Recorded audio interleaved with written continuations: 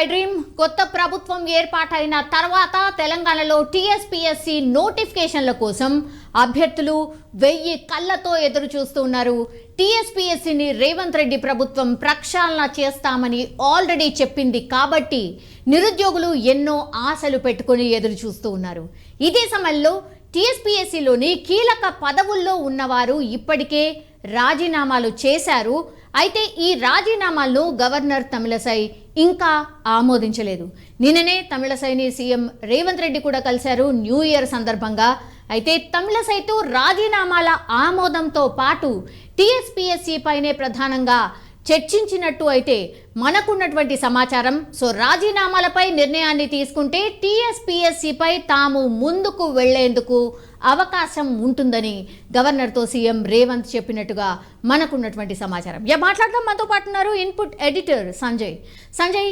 ఇప్పుడు అందరూ కూడా నిరుద్యోగులు ఎదురు చూస్తున్నటువంటి అంశం ఏదైనా ఉంది అనంటే టీఎస్పీఎస్సీ ప్రక్షాళన ఎప్పుడు, టీఎస్పీఎస్సీ బోర్డు ఎప్పుడు ఏర్పాటవుతుంది, చైర్మన్ ఎవరు, ఎగ్జామ్స్ ఎప్పుడు అనేది.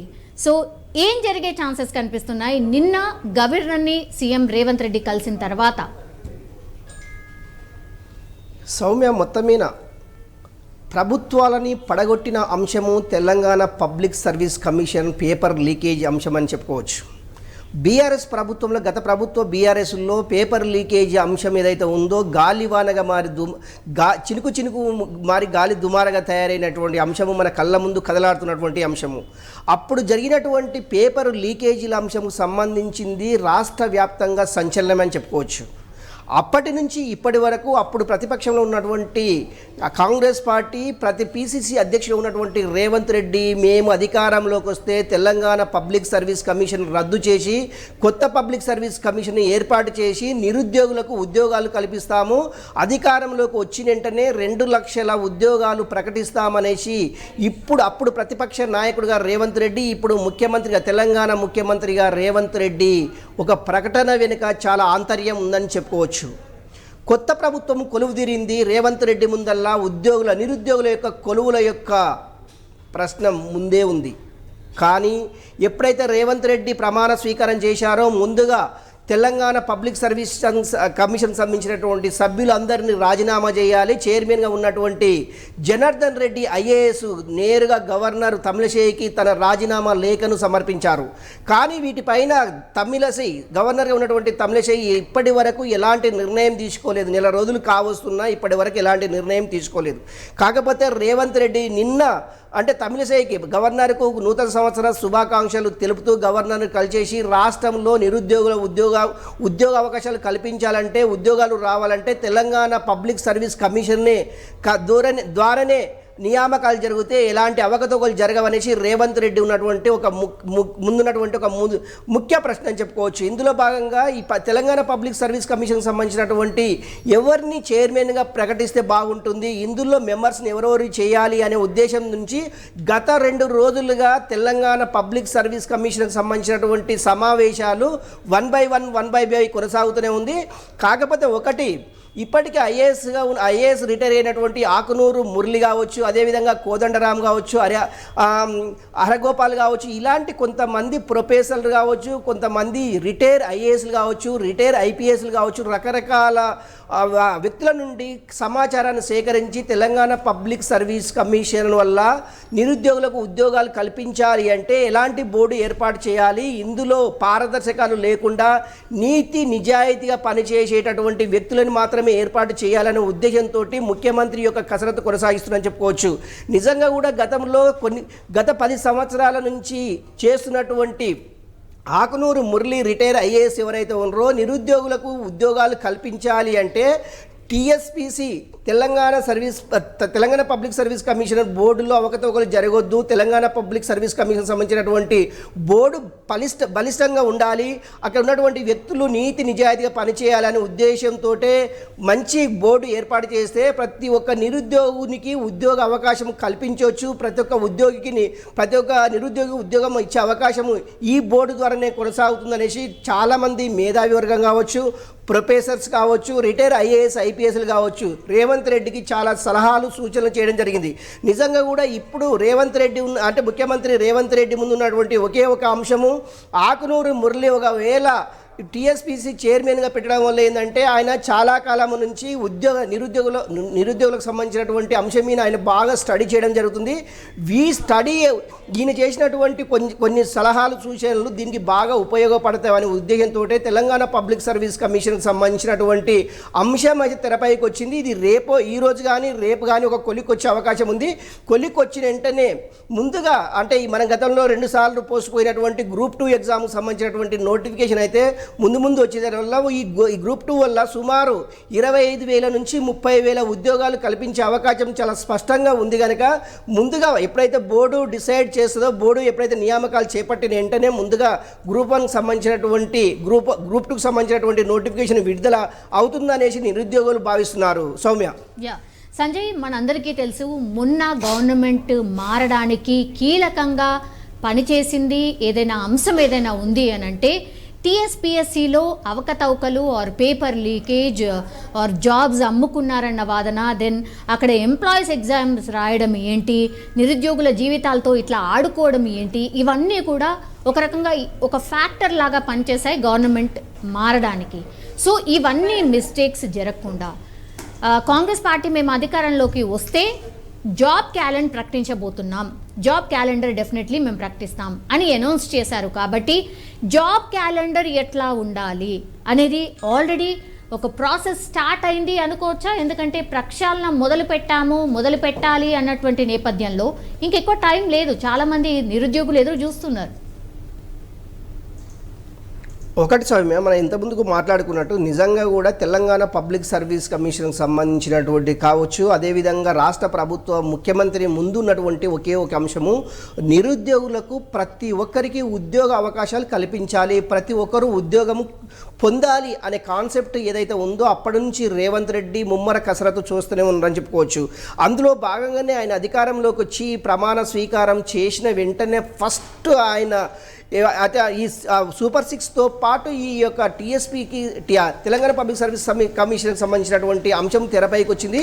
ఆయన దీనిపైనే బాగా ఫోకస్ ఇచ్చారు. డైలీ ఒక 1 అవర్ ఆయనకు అందుబాటులో ఉండేటటువంటి రిటైర్ ఐఏఎస్లు కావచ్చు, రిటైర్ ఐపీఎస్లు కావచ్చు, ప్రొఫెసర్స్ కావచ్చు, రకరకాల ఉన్నటువంటి మేధావి వర్గాన్ని డైలీ రేవంత్ రెడ్డి వీటిపైనే తెలంగాణ పబ్లిక్ సర్వీస్ కమిషన్కి సంబంధించినటువంటి అంశం మీద డైలీ ఒక రివ్యూ జరుగుతుంది. నిజంగా కూడా ఈ రివ్యూ ఎలా ఉంది అంటే నిజంగా గత ప్రభుత్వం చేసిన తప్పిదాలు ఈ ప్రభుత్వం చేయకూడదు, ఇది ప్రభుత్వం చేయకుండా ఉండాలి అంటే మనం ఎలాంటి పకడ్బందీ ప్లాన్ చేయాలి అనే అంశం మీదే చాలా సుదీర్ఘంగా చర్చలు జరుగుతున్నాయి. నిజంగా కూడా జాబ్ క్యాలెండర్ అనేది ఈ యొక్క తెలంగాణ పబ్లిక్ సర్వీస్ కమిషన్ ఏర్పడిన వెంటనే ఒక జాబ్ క్యాలెండర్ అయితే ఏర్పాటు చేసేసి ప్రతి సంవత్సరము ఎంతమందిని ఉద్యోగులుగా ప్రకటించాలి, ఎంతమందిని ఉద్యోగంలోకి తీసుకోవాలి, ఎలాంటి నోటిఫికేషన్లు ఇవ్వాలి అంటే ఒకటి డిపార్ట్మెంటల్కి సంబంధించినటువంటి ఎగ్జామ్స్ కావచ్చు, అదేవిధంగా గ్రూప్ 2, గ్రూప్ 1 రకరకాల సంబంధించినటువంటి ఎగ్జామ్స్ అన్నీ కూడా తెలంగాణ పబ్లిక్ సర్వీస్ కమిషన్ ద్వారానే ఏర్పాటు చేస్తే ఉద్యోగులకు కొంత భరోసా కలుగుతుంది, ఉద్యోగస్తులు పని చేయడానికి కూడా ఇష్టపడతారు అనే ఉద్దేశంతో ఈ యొక్క పబ్లిక్ సర్వీస్ కమిషన్ని పటిష్టం చేయాలనే ఉద్దేశంతో రేవంత్ రెడ్డి దీనిపైన సమాలోచనలు చేస్తున్నారు. నిజంగా కూడా ఇప్పటికే 1 మంత్ కావస్తుంది. అంటే తెలంగాణ ముఖ్యమంత్రి రేవంత్ రెడ్డి 3వ డేట్ నాడు ఎప్పుడైతే రిజల్ట్ వచ్చిన తెల్లారే అంటే ఈరోజు ఎగ్జాక్ట్లీ ఈరోజు 3వ తారీఖు 2వ తారీఖు దీనికి సంబంధించినటువంటి వాటన్నిటినీ కూరంకరించేసి రేపు 3వ డేటు నాడు ఆయన తెలంగాణ పబ్లిక్ సర్వీస్ కమిషన్కి సంబంధించిన దానిపైన చాలా స్పష్టమైన ఆర్డర్స్ వచ్చే అవకాశం ఉంది. ఈరోజు సాయంత్రం కానీ రేపు మధ్యాహ్నం కానీ గవర్నరు ఈ మాజీ chairman Telangana public service commission చైర్మన్గా ఉన్నటువంటి జనార్దన్ రెడ్డి రాజీనామాని ఆమోదించి రాష్ట్ర ప్రభుత్వానికి పంపించే అవకాశం అయితే చాలా మెండుగా కనిపిస్తుంది. ఈ 2 రోజుల ప్రక్రియ తర్వాత తెలంగాణ పబ్లిక్ సర్వీస్ కమిషన్కి సంబంధించినటువంటి కొత్త బాడీ, దానికి సంబంధించినటువంటి కొత్త చైర్మన్ ఎన్నుకొని తెలంగాణ ఉన్నటువంటి నిరుద్యోగులందరికీ ఉద్యోగాలు కల్పించడానికే ముందుగా తెలంగాణ పబ్లిక్ కమిషన్ సర్వీస్ ఏర్పాటు చేయాలి. ఈ బోర్డులో ఎవరెవరు ఉంటారు, మెంబర్స్గా, చైర్మన్గా ఎవరు ఉంటారు అనేది తెలంగాణ ముఖ్యమంత్రి రేవంత్ రెడ్డి ఆలోచిస్తుంది. అది ఎవరు ఉండాలి, చైర్మన్ ఎవరు ఉండాలి, బోర్డు సభ్యులు ఎవరై ఉండాలి? అంటే రేవంత్ రెడ్డి ముందు ఒకటి కనిపిస్తున్న అంశం ఏంటంటే నీతి నిజాయితీగా పనిచేస్తున్నటువంటి గత ప్రభుత్వంపై అంటే తప్పిదాలని ఎత్తి చూపుతున్నటువంటి అభ్యర్థి అది వ్యక్తి ఎవరు ఉన్నారంటే అతను ఆకునూరు మురళి ఐఏఎస్. అతను రిటైర్మెంటు.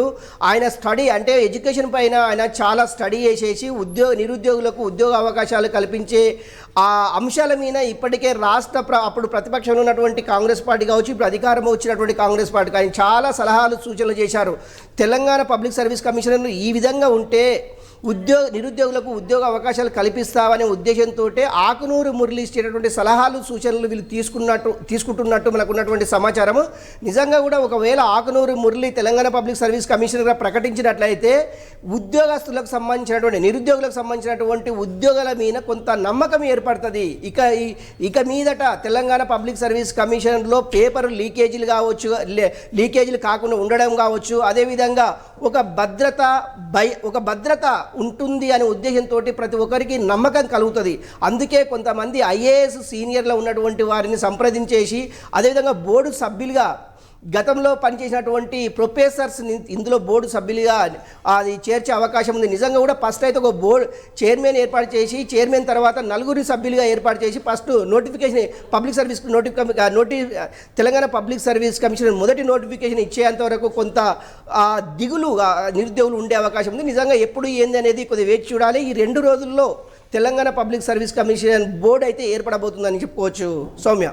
సంజయ్, ఇప్పుడు రాష్ట్రంలో ఖాళీగా ఒక 2 లక్షల ఉద్యోగాలు ఉన్నాయనేసి ఒక వార్త అనుకోండి, లేకపోతే ఒక రకంగా ఇదే ప్రచారం జరుగుతోంది 2 లక్షల ఉద్యోగాలు ఖాళీ ఉన్నాయని. కానీ నిజంగా రాష్ట్ర ప్రజలు తెలుసుకోవాలనుకుంటున్నారు ఏ డిపార్ట్మెంట్లో ఎన్నెన్ని ఖాళీలు ఉన్నాయి అని. పబ్లిక్గా నిజంగానే రాష్ట్ర సర్కార్ అట్లాంటిదేమన్నా మొత్తం టోటల్గా ఒక డాటాని రిలీజ్ చేసే అవకాశం కనిపిస్తోందా?